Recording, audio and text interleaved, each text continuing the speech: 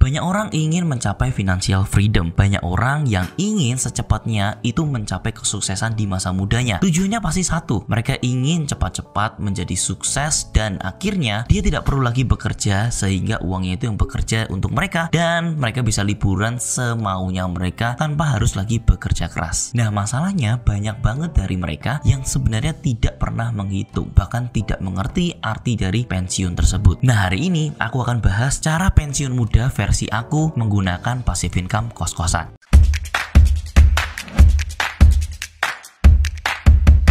Oke, seperti yang kita tahu, kalau kita mencari pengertian dari pensiun sendiri, di Google itu ada menyatakan pensiun adalah masa di mana seseorang itu berhenti bekerja karena memasuki usia atau kondisi tertentu, sehingga harus diberhentikan atau atas permintaan sendiri. Artinya, kondisinya mereka itu sudah tidak bisa bekerja lagi. Nah, masalahnya akan ada dua tipe orang yang pensiun. Yang pertama, pensiun tapi masih bergantung kehidupannya kepada orang lain. Dan yang kedua, pensiun tapi masih bisa menghidupi gaya hidupnya sendiri, bahkan bisa menghidupi keluarganya tanpa mereka harus bekerja keras lagi. Nah, yang kedua sebenarnya persis apa yang dikatakan oleh Pak Robert Kiyosaki. Dia mengajarkan pensiun itu nggak melulu tentang umur 65 gitu loh. Secepat mungkin tuh masih bisa, asalkan ketika kamu pensiun itu kamu sudah bisa membayari kehidupan kamu sendiri tanpa kamu harus bekerja keras. Masalahnya di usia pensiun pun kadang-kadang orang masih harus bekerja kok. Kenapa? Ya karena mereka itu sewaktu muda mereka tidak mempersiapkan cara mereka pensiun, yang akhirnya mereka harus bekerja keras sampai seumur hidupnya. Nah, makanya hari ini aku akan bahas step by step versi aku gimana caranya aku nanti bakal pensiun, gimana aku cara ngitungnya, dan mungkin ini bisa bermanfaat banget buat teman-teman yang saat ini masih 20-30an. Caranya sebenarnya sangat sederhana, hanya dua hal yang perlu kalian lakukan, yaitu menghitung dan yang kedua adalah mengerti step by stepnya, caranya untuk bisa mencapai perhitungan itu.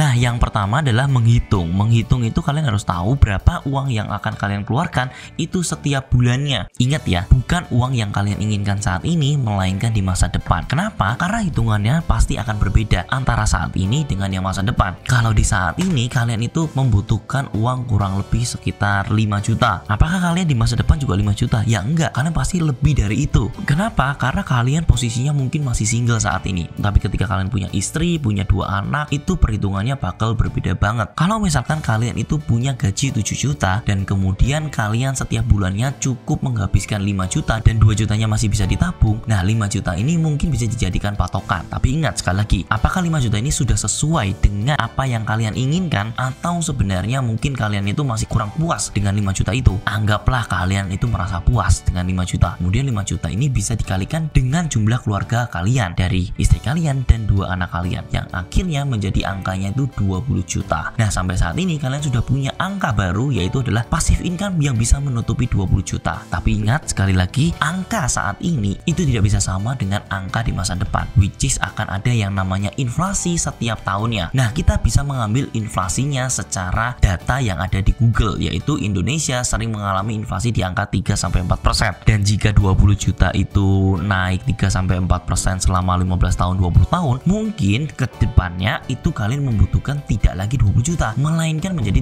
36 juta. Kita bulatkan menjadi 40 juta saja. Nah, setelah menghitung kita harus tahu dulu caranya bagaimana. Nah, aku sendiri suka menggunakan instrumen yang namanya properti kos-kosan. Sampai di sini pasti akan ada yang nyinyir, "Aduh Ton, kamu tuh masih muda banget. Kenapa nggak pernah pakai instrumen yang lain? Kenapa pakai instrumennya tuh yang kolot banget dan returnnya nggak gede-gede amat?" Nah, teman-teman ingat sekali lagi, kita sedang mencari passive income, bukan mencari active income. Bayangkan kalau teman-teman mengambil instrumen-instrumen yang lainnya. Misalkan teman-teman melihat bahwa ada peluang bisnis yang autopilot, teman-teman invest dan kemudian teman-teman bisa mendapatkan return yang gede banget, 30%, 20%. Tapi which is kalau teman-teman perhatikan, ketika teman-teman menaruh uang tersebut, 20% memang terlihat sangat besar. Tapi teman-teman tahu gak sih, 20-30% itu teman-teman baru balik modal setelah 5 tahun, which is teman-teman itu baru BEP. Jangan kalau di kos-kosan, teman-teman ketika invest, teman-teman langsung mendapatkan returnnya itu langsung. Jadi modalnya teman-teman itu masih ada dalam bersama apa dalam berupa aset ditambah dengan hasil keuntungan 10%, 15%-nya itu. Tapi kalau misalkan teman-teman invest di sebuah bisnis, ya kalau misalkan bisnisnya nggak jalan ya bangkrut. Teman-teman mau jual apa? Bahan-bahan di dalamnya itu nilainya sama sekali nggak ada. Which is ketika teman-teman invest yang teman-teman anggapnya invest ke bisnis-bisnis yang autopilot, itu tuh masih nol, itu masih belum BEP. Jadi 100%-nya itu harus dikembalikan dulu, baru teman-teman bisa mendapatkan gain dari 20%-nya. Tapi kalau di kos-kosan, teman-teman invest ini uangnya itu masih dalam berupa aset, dan ketika mendapatkan capital gain itu sudah BEP duluan. Teman-teman tidak kehilangan uangnya di sana. Jadi ini harus dibedakan dulu. Secara konsep garis besarnya ini sangat-sangat berbeda. Dan sekali lagi, kontrolnya itu selalu ada di tangan kita. Kalau kita memiliki properti,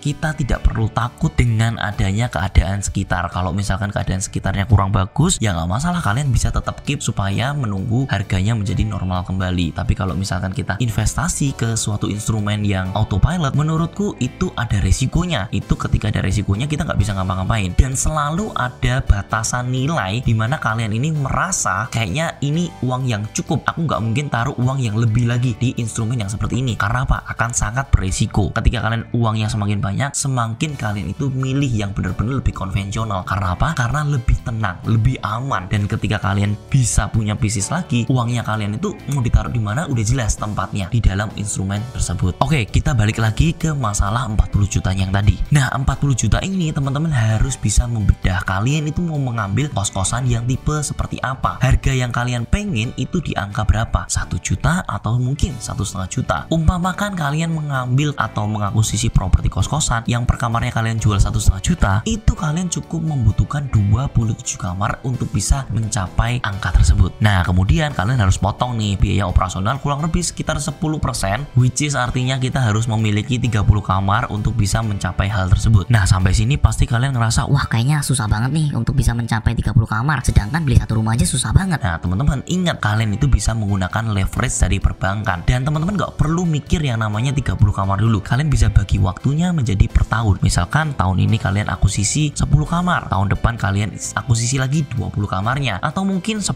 10, 10. Jadi setiap tahunnya kalian cukup mengambil 1, 1, 1, dan itu udah cukup banget. Nah, ketika kalian bedah akan kerasa lebih memungkinkan ya. Tapi ingat teman-teman, kalau misalkan kalian sudah lebih jago, itu banyak kok alumni-alumni yang ikut di workshop aku juga dalam setahun bisa mengakuisisi 2 atau bahkan 3 properti sekaligus. Jadi ini hanya masalah waktu aja. Yang menarik itu adalah properti itu cenderung untuk naik harga sewanya. Kenapa? Karena harga sewa itu selalu diikutin dengan harga tanahnya. Semakin tanahnya naik, semakin ada perkembangan di sana, semakin tinggi juga harga sewanya itu. Nah, mungkin kalian ada pertanyaan lagi nih. Kalau misalkan aku beli sekarang, gimana cara belinya? Sedangkan aku masih muda nih, mungkin umur 22, umur 23. Nah, teman-teman, makanya ada yang namanya leverage berupa perbankan itu. Ini adalah daya ungkit yang sering Robert Kiyosaki itu ngomong. Dia bilang dengan daya ungkit ini bisa menciptakan keajaiban dunia, dimana ketika kita membeli sebuah aset ini menggunakan dananya orang lain dan dicicilnya menggunakan properti kos-kosan, yang akhirnya setiap bulannya kalian tidak perlu lagi membayar biaya cicilan tersebut. Nah, ton berarti itu selama aku masih menggunakan perbankan, uang dari kos-kosannya banyak ketutup sama cicilan dong. Ya iya, memang seperti itu konsepnya. Tapi teman-teman ingat, ada selisih juga keuntungan yang sebenarnya bisa kalian dapatkan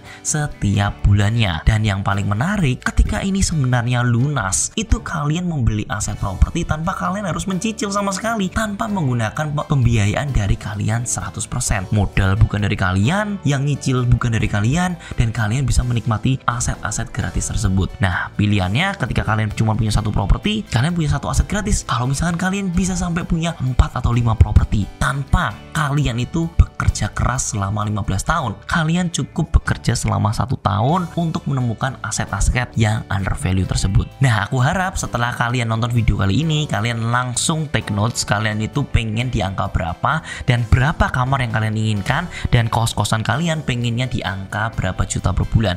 Kalian define dulu kira-kira apa yang kalian inginkan, dan kemudian kalian balik lagi ke videoku untuk nontonin semua cara-caraku bermain di properti kos-kosan. Dan semoga aja video ini bisa menjadi patokan baru kalian untuk bisa pensiun tanpa harus menunggu 65 tahun, dan ketika pensiun pun tidak menyusahkan orang banyak, tapi justru menjadi berkat buat anak-anak kalian dan keluarga-keluarga kalian. Thank you for watching, dan as always, semua akan properti pada waktunya.